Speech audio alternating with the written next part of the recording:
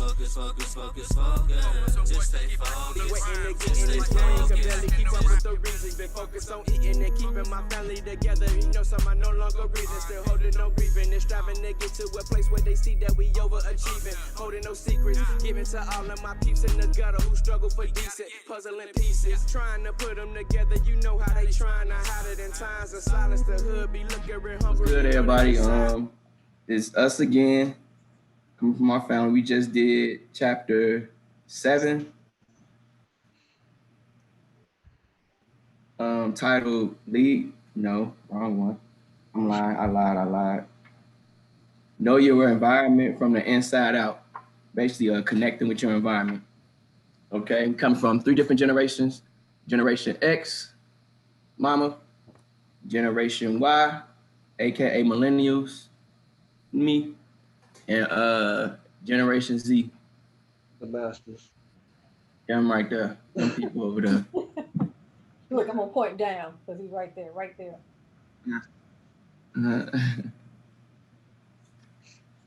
I only want to start. I guess I can start giving a little. I guess the preface of it. Preface. How you say it? You know, when I was reading the beginning part, I was actually hoping Curtis has reread this book based on what he said in the what was going on in our current politics and things that's happening, and what he said if certain things didn't happen, he was gonna leave the country. And I'm like, I wonder if that's a chess move on his part. Is that a chess move on his part, or is that him just being messy? So I guess we'll find out. Yeah, I think it's a calculated something coming out. He must got something coming out or something. Right, because I'm like, that's not, he always make calculated moves, and I'm wondering, is that something that's making sure that people, I don't know. I'm just wondering, especially after reading this chapter. It says you're supposed to stay on the grind and understand the hustle and stay connected with the people who brought you to where you are. So that's what I'm wondering. So yeah, but I know I guess the main thing. I guess I just go over the. I like how these chapters are like written, like all of them written kind of the same way. Yeah. But I always start like with a 50 Cent story, whatever. But it's basically like when he was in the game selling drugs. He used to try to, like, first off, you got the fiends or whatever, and that's just basically your clientele, who you actually get your money from. But who he's really worried about was the other drug dealers, big kingpins, jack boys, the police, like basically everybody else that's not actually who your customers are, but everybody else that might be out to get you or you got to look out for. Right. So in doing that, like he was trying to stay away from like the actual things, because if he got too close to him, like he had this notion that they're kind of crazy. But I'm pretty sure everybody know somebody either in their family or if they was close to that they knew before the drugs or actually knew them while they were on drugs, and they had a more personal connection formed with them or whatever, so they didn't look at them exactly like that. But if you like selling it to them, whatever, you probably try not to get too close to them. You get too close, you might end up using the drugs yourself. You might end up, and like it's just the disconnect from it. So I guess he was having a problem moving some product, and they was avoiding him, and he didn't know exactly why. So he ended up talking to another hustler, another older hustler, who name happens to be Dre. Just throwing it out there. But and during this, he was telling him like you're from the outside looking in. Like in order to be like a true hustler, you have to be within. And he's like wondering like how could I be within if I get too close? I'm not trying to be a fiend though. So then he ended up getting close enough to him where he found out the reason why they was not getting back at him, because his product was whack. Now he had some whack drugs he was selling, and they head hurt, they eyes itching. I don't know the why, what is going on, right? Whatever, yeah, you know what I'm saying? Like, but so then like he had some that he'd get a little close to, like just close enough, not too close, and then he'd use them as testers. So whenever he got a batch in, he'd have the testers like he'd give it to him for free. And from there, like if he had some good stuff, then they'd spread the word for him and he'd know exactly how to come instead of having like finesse somebody into using the. It's like somebody that don't smoke weed trying to sell you some weed, and they be over here like, man, this stuff is fire, man. Like it's like, man, you don't even know. But if you sell a net, like you really can't use your own product, so you actually need these people out there like to do it for you. And then if he did have something that was whack, then he'd know he had to sell it for cheaper or sell it 2 for 1 or find a way to unload it fast till he got something else. So that was just the way of him like coming with inside of the things and knowing how to move his product. Like even when it came down to it, like even the because I remember part of it, like he started doing certain deals after he didn't realize the curiosity, after he realized what they really wanted. And like it seemed like this chapter was more of like the connection, built rapport kind of thing. It's more business like once he basically learned to be curious, other than being afraid or fearful, he started asking more questions. They started feeling like, okay, he likes us because he's giving us this to test and giving us this for a deal. And just from all of those things, he just found a way to get his clientele back to him. Like you said, building rapport. That's what it was. And like you said, use the users. You said that. So but that's how you can actually do that. Do that also with anybody, even in the, I'll say in the industry, when we're rolling out software, we end up getting a super user, or we get somebody when we're going through a change management process and we're going to change how the whole system is going to look for a particular department. We find the people who can be our cheerleaders and say, yes, this is a great product. You're going to love the product. And then you end up bringing everybody else on and doing that in the change management process. A lot of times we end up bringing those super users inside our meetings and things like that. So they're going back to their departments, preparing for this new change that's going to happen through the change management process. So you end up playing chess. You decide who's going to be what position in chess, and then move those particular users in order to make the change management process, and also getting to know your customers and getting down there in the trenches as well. So, I'm looking at also what happens even on the industry side, IT side, the educational side, and like how royalty say is more like it's like building a lot of rapport. How you building rapport with the people who will use your product and who's the customer. So the first thing is like, who is the customer? That's what you must find out first. And then it's a pyramid effect too, because when you think about it, the first follower is the leader. So it's a pyramid effect. That first follower that likes your product that's going to back the product so bad is going to find out all of that for you. As long as you keep that solid connection with him or with that person, and then keep on going and be willing to adjust with everything, it'll just all fall in your lap. Yeah, I was thinking about that, especially when like mom used talking about the IT stuff and the change management, like you'd be like making like an app for somebody and it'll roll out. You like, yeah, they'll like this or whatever, but then it get out there and they don't like it. And you can't blame them. Like you put out something that they didn't like, and it was like that. Like I remember, I don't know if anybody play Madden, but I remember it was this one Madden game, well, one specific one where they had this thing called quarterback vision. So usually you just back, you press X, you throw it to X, you throw it to Y, but they had where you had to click on the vision of the quarterback to actually so you could see where he's throwing. If you weren't seeing over there, then it was go throw it wrong. And it was like very, very controversial. And obviously they took it out in the next game. But that's like with anything, like even if it's a restaurant and your food sucks, like they go let you know it sucks. Like, and I guess it depends on like who you got as your so-called testers too. Like they got to be reliable.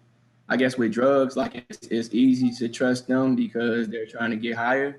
So you pretty much know that they really go tell you the truth if your drugs suck or not. Like they not just gonna just be feeding in your ear and just giving you this just feeding your ego, which I think like 50 Cent end up getting into later on, like after he released his first 2 albums.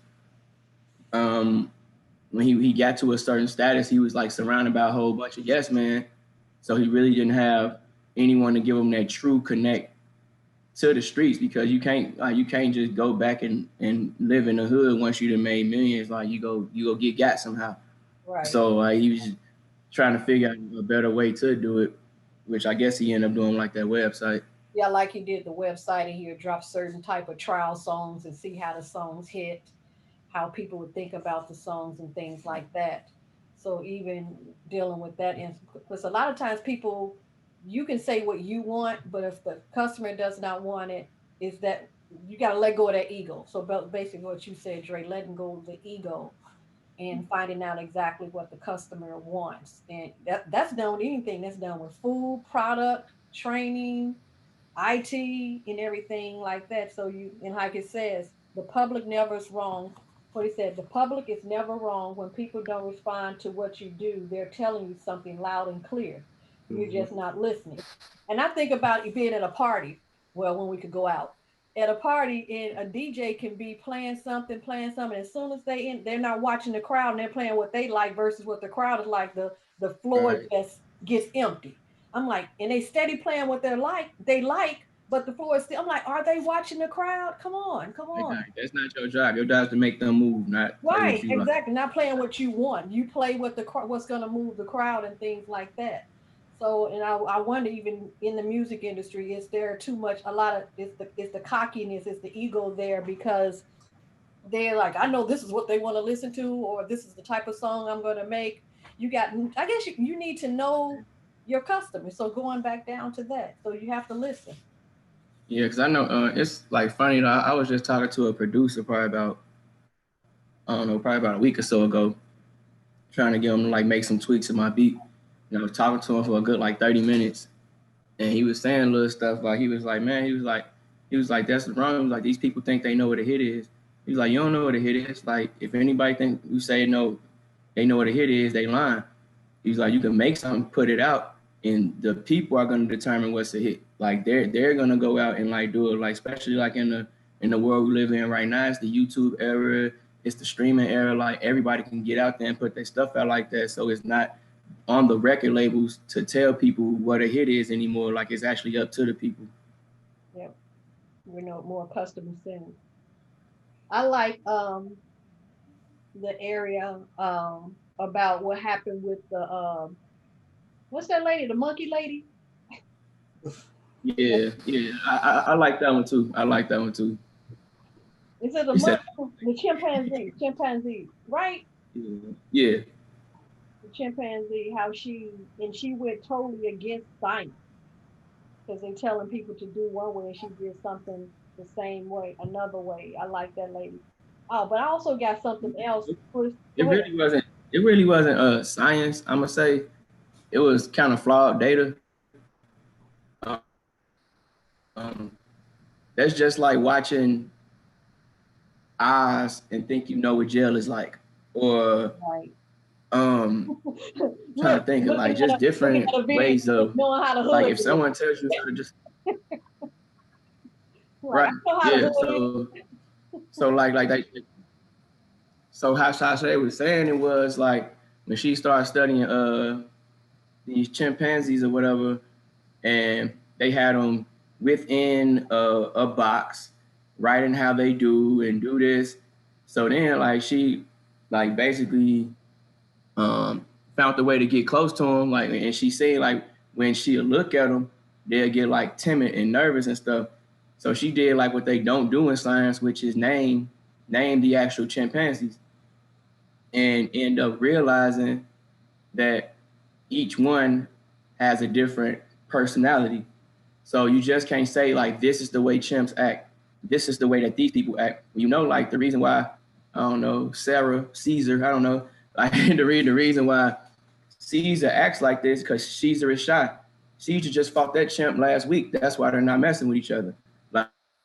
Like it's more than just putting them in one little place and be like, okay, they did this. That's all chimps. That's for all chimps. You know what I mean? Like that's how they act. And then I guess eventually they end up trusting her. And then when she got close, she was cool with her because she had that connection with them already. So it's kind of like she was basically living with them, and they basically took in kind of like Tarzan or something. I don't know. Right. like, but you know, once you in there with them, like they understand you, and they know that you're not a threat to them. I do the same thing when I'm teaching as well. I try to build rapport that first week of class. So that first week of class, that first day is me building rapport, letting them understand how to let their guards down, how to ask questions. Because a lot of times when you're in school, you're timid. Sometimes you're timid to ask questions, and you just try to figure out how to do things on your own and not asking questions. So I attempt to make it seem like I am approachable, but let them know that I am approachable and build rapport with the students in the classes and everything. And I get to know the personalities of the different students. I know based on what the students write or even say in class, I know if they're an audio learner, a visual learner, a kinesthetic learner, a digital learner, and all that stuff like that. It's funny to me when I have students, they're like, I'm a visual learner. And I'm like, no, you're not. And it's based on how they talk. But it seems like the world, that's like a very, what do they call, a trendy line now for teaching. I'm a visual learner. I got to do it. But that's not a visual learning. That's a kinesthetic learning. You know these buzzwords. Yeah, the buzzwords. So they're like, I'm a visual learner. No, you're not a visual learner. You're a kinesthetic learner because you need to do it. So I just say, okay, and then like everybody saying the word toxic now, toxic, friendly. Or the new normal. It's almost like people want to be visual learners so bad, but it's like something that ended up falling down into the list of all wanting to be how they were because it's so easy in their head when nothing's easy. Right. Visual learning isn't easy. Like nope. Yeah. I guess the main thing, I don't know, I think this is like the meat of the chapter for me. Like basically like we form, like we prejudge somebody like how they was with the Go ahead. With what you call it, even with the chimps or whatever, like even through that, like it was a fact that chimps were vegetarians. And she like, no, they eat meat. You know what I mean? Like they just ain't doing it around y'all. Like y'all ain't make them feel comfortable enough to eat the meat. Now I just think it was like when you look at people and you have like a prejudged lens on them already, like you should really try to see it from the other side. Like even if you say, for instance, you're a Democrat, you should probably watch Republican things to try to like get an insight on their side, and then like, you know how to talk in their language now. So I was thinking like when you put them in that prison or whatever, is different. Like you'll know how to talk to them. So I was writing like even when you have like you talk about the same thing. If you're religious people, they'll call it spirits. Scientific people will call it energy. Hood people call it vibes. But it's I just said the same three things. So if you're not putting it in that language of them understanding, they're like how can you change somebody's mind or persuade them to do something if you're not even speaking a language? So it was kind of like that. Like even when I went to like corporate America for the first time, like for the first like year and a half, like I was in my shell because I'm like, I already knew I wasn't gonna be able to like to relate to them. And then when I came out a little bit, I realized like, you know, white people probably wilder than us for real. Like man, them boys be tripping. Yep, that's a learning part. And hold on, like yes, and in this, I don't know how I wrote this down. I put police versus the people. Yes, like saying that, like if you have, like if you place somebody in an environment they're not used to, they're gonna just believe what's preconceived already. Like they probably just watched a few gangster movies. It's like, okay, we're in the hood. It acts like this. Like when all actuality, like that ain't what it is. Like you need to go up in here for a minute, know how they talking, know if they just playing with you, because you know you go get tested everywhere. You know what I mean? Like I think like D-Ray said it. Like it's like a comedy, whatever. It was like, yeah, he was like, they don't even know if they in there. He was like you don't see a lion walking around the jungle and get scared when he see another lion. You know, like It's like they just be scared, like, oh. And I actually wrote down old versus the youth as well. So like I know it'd be like a gap between like get the old school and the new school, and I know like older people are kind of stubborn on certain things. Even myself, I ain't even old, but I'm stubborn on certain things. Like sometimes you just might have to accept the fact they're not gonna go outside like us. like they have online friends. Like it's different now. Like so instead of trying to fight it, you just gotta understand where they're coming from and know how to talk to them. And once you're actually connected with them, and actually from the inside looking out, and they actually see that you actually understand, now you can actually talk to them in that language, and your message will be perceived a lot better. And I was very impressed by that. And then also they're more connected as well, talking about the youth. For example, today I was teaching class, and class started at 12:30, and they're in high school, and they had to get on. They have their smart devices. Guess what? They're on their smart devices, and two of the girls were with their mothers shopping, but they still they still were in class. They're on their smart devices, still participating in class, talking back and forth, making comments in the chat area. So they were not actually at a computer. They were on their smartphone, still communicating back and forth in school. So doing what they need to do as well. So, and if I was the type of person like, oh, you need to be on the computer no, you're still engaged, you're still doing what you're supposed to do, and you're still learning. You're just not right now in class. Well, you are in class. Right. You're not in the classical environment, the classical class environment. Right. So you see everybody virtual right now. I think you froze, Mama. Am I froze? No, she's not froze. It must be mine, and mine must be tripping. I underline it transformed itself into a greater fear of other cultures and ways of thinking. So I think it said, in the beginning, our primitive ancestors formed groups for protection to create sense of cohesiveness. And I think that also right there deals with, like, you have your little cliques. You have the different cliques. I also end up talking about, because right now we have politics, and like how you were saying, Drake. And I look at Breitbart's live feed to see what's going on that side. That's the Republican side. What's going on? What's in their head? Why are they thinking a certain way? My mind is already made up, and their mind is already made up as well. But it's nice to see the inside of where their thought process is and understand. And I really believe that we just need to know. We have to not have fear of other cultures. Like a lot of people have fear of, as soon as you see a black male walking down the street, they automatically clench their purses and things like that. And you know what? I never understood. You all can answer this. Okay, all these different shows we see on TV about somebody killing other people, it's not black people. The different shows, the TV shows. But if we look at see how surprised they was that the DC sniper was black, right? Right. See how surprised they was? Why was it? Because they know that's white people stuff. well, white people stuff. I feel like that. Right. Like normally, so the different type of stereotypes, not understanding the culture. I'm like, where did you get this belief from? Why are you believing this? This is belief, like how you said, they believe what was on television. And when I was in boot camp, this guy told me, he said, I thought all black people was like Ice Cube. I'm like, huh? I said, let me tell you, let me sit down, let's talk around. And that was your sense of understanding our culture based on what you've seen on television, also based on what's inside the rap lyrics and things like that. So to understand, and then we start communicating. When I was teaching, we had people in the class that was from the country. They were talking about cow tipping.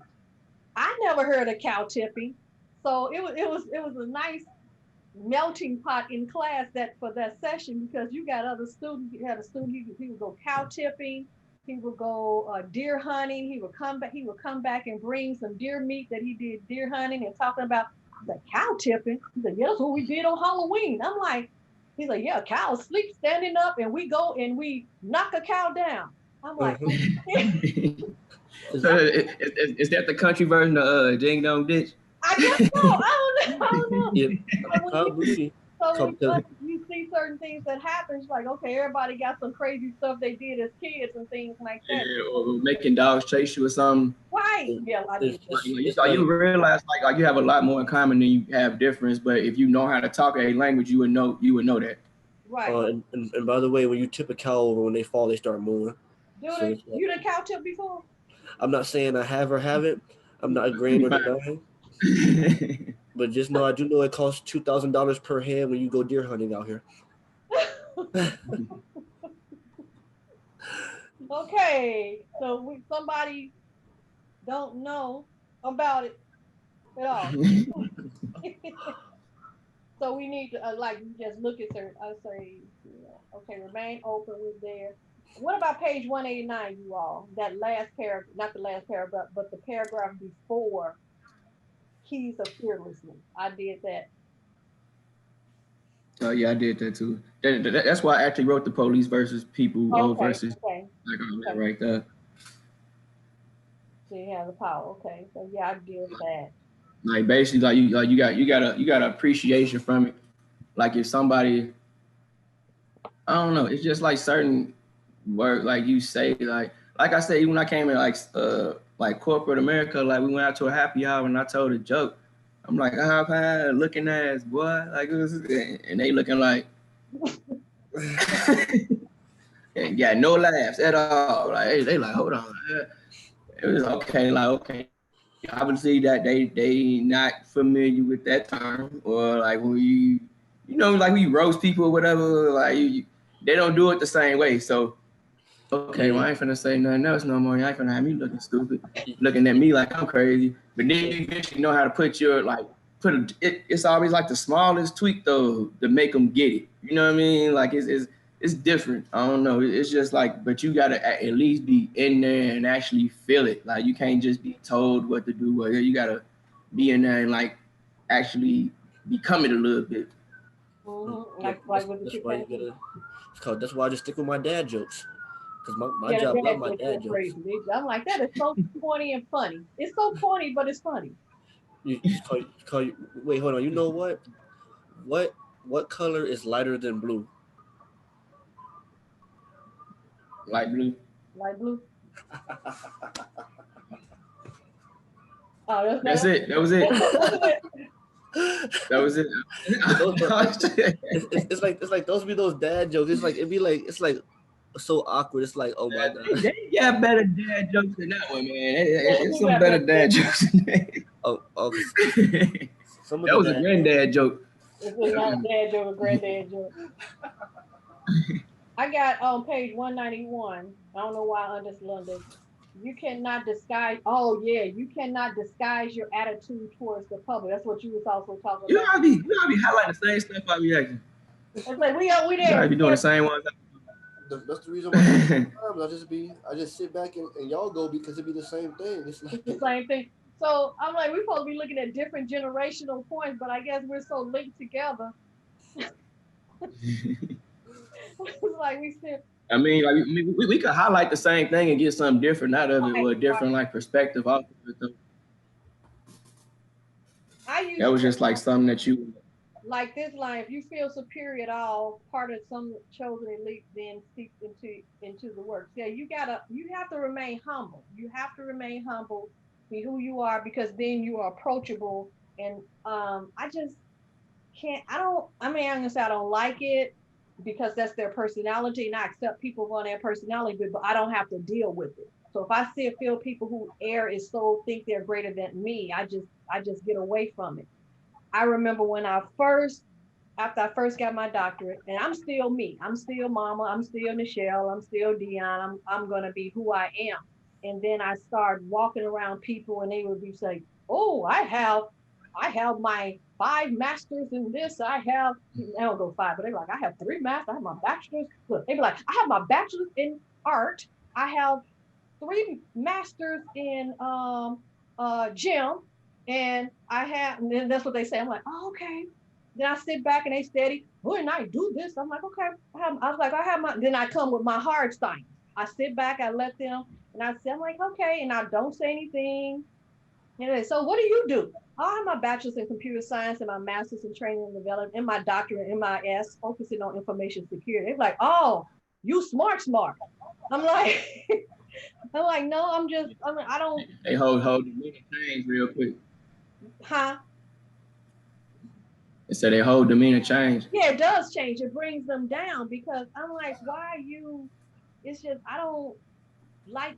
I just don't It's like. like certain things. It's like I don't even like saying. I don't even like telling people down here I'm from Chicago. I mean, like if they get asked, they get asked. Like a lot of them be like, "Oh, damn, you from that? I know it be going down there." And then 1 out of every 10 probably gonna want to try you. You know what I'm saying? They gonna be like, "Okay, we finna see what Chicago really about then." You know what I mean?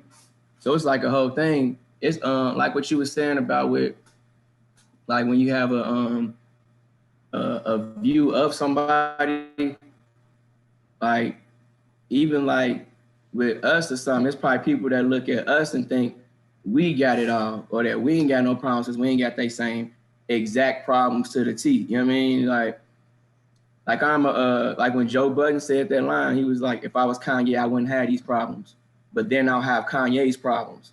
I mean, like everybody got some type of issues that they dealing with, and it's probably worse than yours. Like millionaires killing themselves more than poor people. Right. I mean, poor people at least be like grateful on some stuff. They're like, dang, I got some billion like, let me get that. If Bill Gates woke up with $3 million in the bank, he'd kill himself. But we'll be over here looking like, come on, it's still money, but we don't know exactly what's going on, or from his point of view either. Like maybe he bought 3 islands that's giving him that money, and if one of them go down, he broke, or right. he into it with the mob and they'll kill him or something. I don't know. You know what I mean? Like it could be anything going on that you don't even know about. But like even like from the other side, like, I get that too. They be like, man, Drake, you straight, man, you straight. And I like brush it off a little bit. We said too much. I'm like, all right, man, look, you know what I'm saying? Like, bro, I ain't looking at you like this. I'm still doing this. You know what I mean? Like we still go out and do everything together. When we go out, like we one unit. Ain't nobody looking at you like this or me like this. Right. So at the end of the day, like all that to the side, we going to handle this business or whatever. Because people they have those preconceived notions of who you are instead of just accept. I just want people to accept people as people. I give you one example. When I was in, I got my commission as a second lieutenant in the United States Army. I had to go to the MEP station, so to get my physical. So I get there to get my physical. I go there. I'm 19 years old. So they automatically thought I was a private. So I'm sitting down at the MEP station to get the physical. And I was like, excuse me, sir, when are you going to let me go in? Because I've been sitting here for an hour.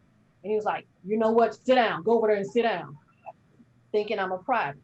I'll go the second time. Excuse me, sir. Did I say sit down? Then I had to say, excuse me, sir. My name is Lieutenant Manuel. When are you going? Oh, ma'am, I'm so sorry. Let's get you in there right now. We need to. I'm so sorry. I'm like, why couldn't you treat me like a human being initially? But before when you thought I was a private, you treated me like I was nothing. But as soon as you found out I was an officer, now you treated me a whole nother way. Treat people like people. Understand that? Yeah. So those preconceived notions, they seen a little 89-pound person. I like this part. I didn't read all of it, but because I know about Moulin Rouge already, so I can talk about it. I already knew about it, on how he hired prostitutes to hire them as models and things like that. So he didn't have those preconceived like people.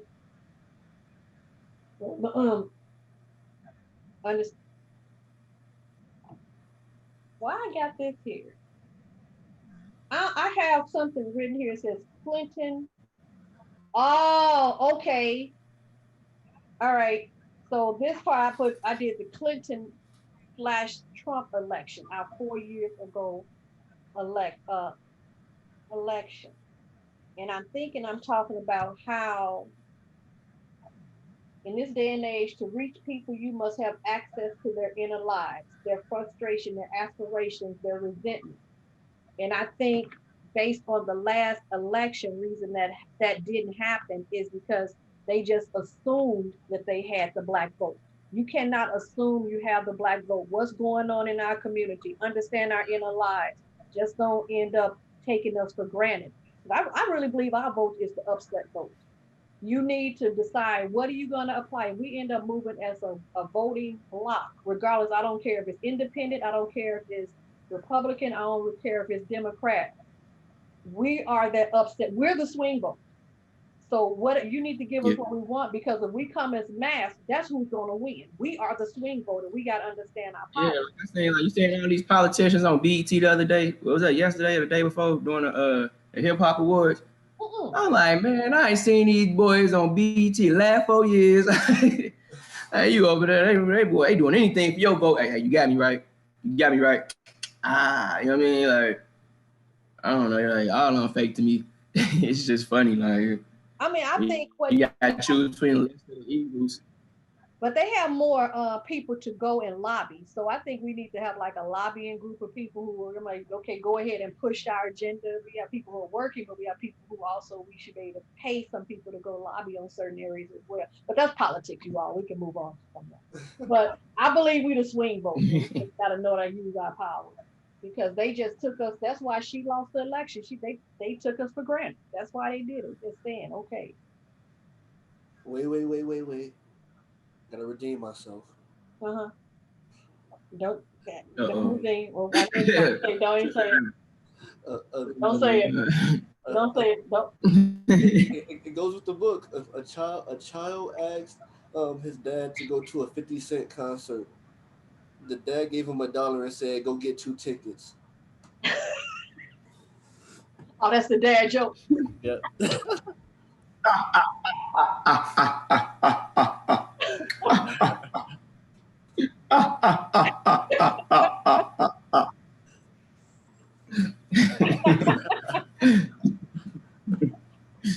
That's the dad. You're hilarious. I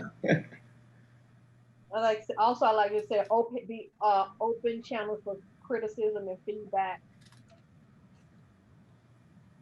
Yeah, if you sensitive and you ain't listening to the people, like that's basically like if everybody's saying the same thing, like they can't be telling a lie. Right, exactly. Like 10, 12 people don't tell the same lie. Like mm-hmm. Yep. So that's what we talked about. I like how he brought Malcolm X, that he kept with the post, understanding how to reconnect. And like you already stated that already, Jerry. Understanding that. Yeah, reconnecting with stuff. Like even like as like an artist, like I know Drake do that a lot. Like every few years, like Drake kind of reinvents himself a little bit.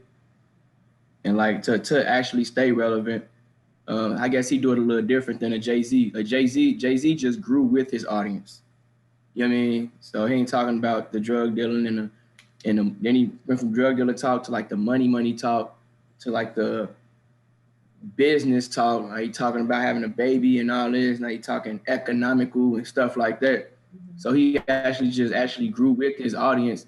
And you just know, like, you're not rapping for no 14, 15-year-olds no more. You're actually rapping for people who can actually obtain the things that you got and who actually have an understanding for it.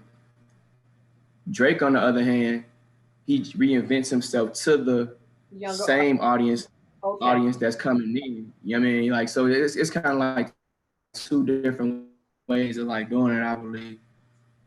I mean, like, kind of how what it basically said right before the Malcolm X, when it was to reconnect with your base. Like a younger generation is going to almost always naturally have an easier crowd to hit because they're still around all of their friends, all of their people, and it seems like a lot of musicians and artists these days are aiming towards the younger crowd. Like even Gary V had told a few artists like get on TikTok, get the younger crowd to do this because the younger crowd is going to push your music. The older crowd isn't going to do it as much. But you got these things. You have boomers on TikTok now. You have your grandmama on TikTok. Well, she's not on it, but some people are age on it.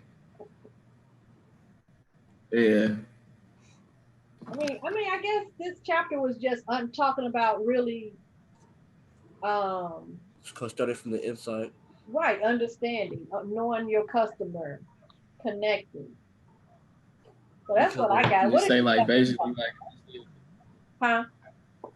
I think this kind of like when you talking about create the social mirror, it's like when we fail to have the impact that we think we are, we suddenly faced with a limit. We are not as brilliant or skilled as we had imagined.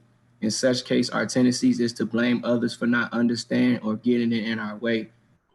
Our egos are bruised and delicate. Criticism from the outside seems like a personal attack, which we cannot endure. So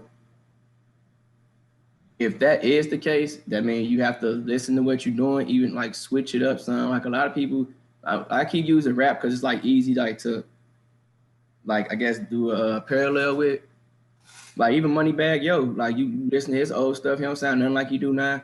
Jay-Z, like before he got on, like he sounded nothing like he did now. And some people like ride certain type of waves and like to see what type of audience you want. I think he said that at the beginning, like a lot of people will create a product and then try to sell it to who they think the actual buyer is, when actually you're supposed to do it the opposite way. Who's my buyer? Now let me supply what they need. Like I can't I can't come out here with crack in this neighborhood where people ain't doing crack and try to make them do crack. Like you come over here, see what they need. Like okay, a lot of people smoke weed over here. Let me get weed. But at the same time, I guess that's the parallel I got. Like, but at the same time, with that analogy, people. That's why I put on Facebook the other day. You don't know what you don't know. So somebody got to introduce something somewhere, and how do you introduce that? I was thinking about something on the educational side. It would be great.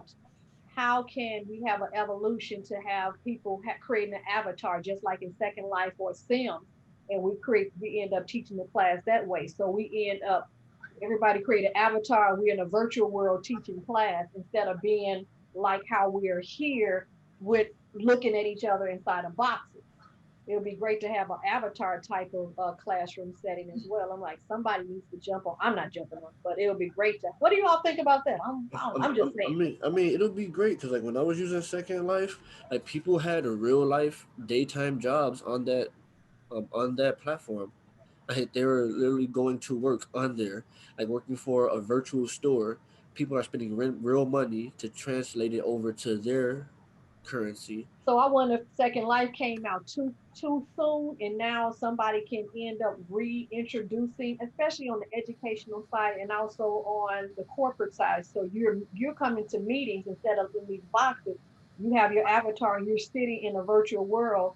I mean, we have the 3D glasses now that are really great. Not the 3D, but the virtual glasses that are really great. They're not as bulky as they used to be back then.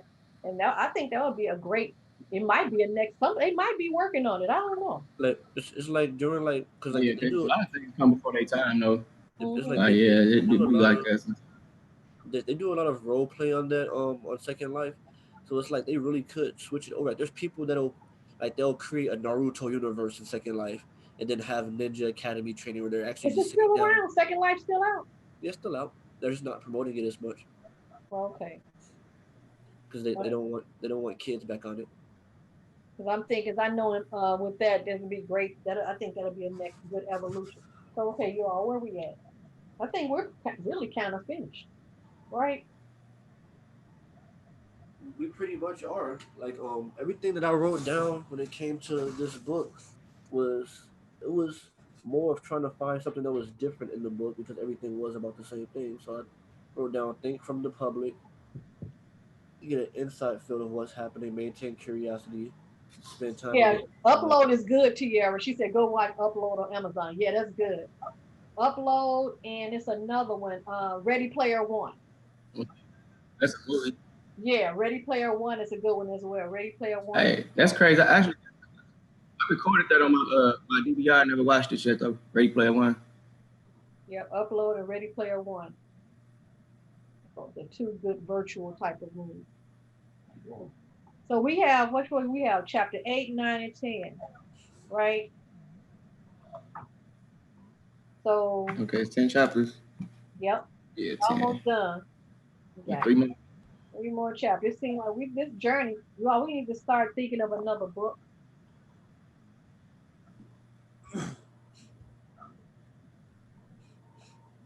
Mm.